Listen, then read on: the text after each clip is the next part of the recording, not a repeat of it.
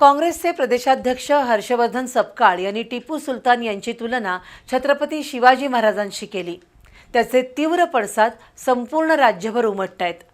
सकल हिंदू समाजाच्या वतीनं आज कोल्हापुरातील छत्रपती शिवाजी महाराज चौकात जोरदार निदर्शनं झाली, तर इचलकरंजीतील सकल हिंदू समाजाच्या वतीनं प्रांत कार्यालयावर निषेध मोर्चा काढून सपकाळ यांच्या प्रतिकात्मक फलकाला जोडे मारो आंदोलन झालं।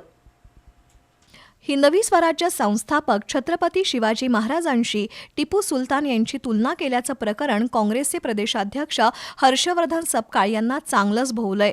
त्यांच्या वादग्रस्त विधानाचे पडसाद संपूर्ण राज्यभर उमटत आहेत।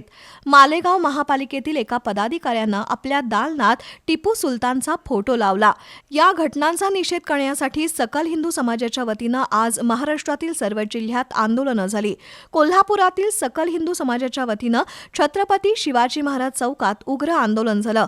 काँग्रेसचे प्रदेशाध्यक्ष हर्षवर्धन सपकाळ यांच्या विरोधात घोषणाबाजी करत सपकाळ यांच्या प्रतिमेला जोडे मारण्यात आले। हर्षवर्धन सपकाळ यांनी महाराष्ट्राची माफी मागावी, अन्यथा त्यांना पश्चिम महाराष्ट्रात फिरकू देणार नाही असा इशारा नगरसेवक रिंकू देसाई यांनी दिलाय। यावेळी संताजी घोरपडे, अनिरुद्ध कोल्हापुरे, आशिष लोखंडे, अश्विनी माळकर, अवधूत चौगले, चेतन जाधव, आदित्य उल्पे यांच्यासह हिंदुत्ववादी कार्यकर्ते उपस्थित होते। तर इचलकरंजीतही सपकाळ यांच्या निषेधार्थ सकल हिंदू समाजाच्या वतीनं निषेध मोर्चा काढण्यात आला। इचलकरंजीतील शिवतीर्थ परिसरात हिंदू कार्यकर्ते जमले आणि सपकाळ यांच्या प्रतिकात्मक फलकाला जोडे मारत मोर्चा काढण्यात आला। प्रांत कार्यालयाच्या प्रवेशद्वारावर सपकाळ यांच्या निषेधार्थ जोरदार घोषणाबाजी झाली।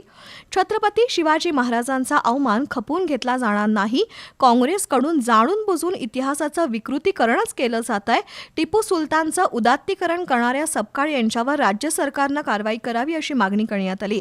तसंच मालेगावच्या उपमहापौर दालनात टिपू सुलतानची प्रतिमा लावली तर तीव्र आंदोलन छेडण्याचा इशारा देण्यात आला।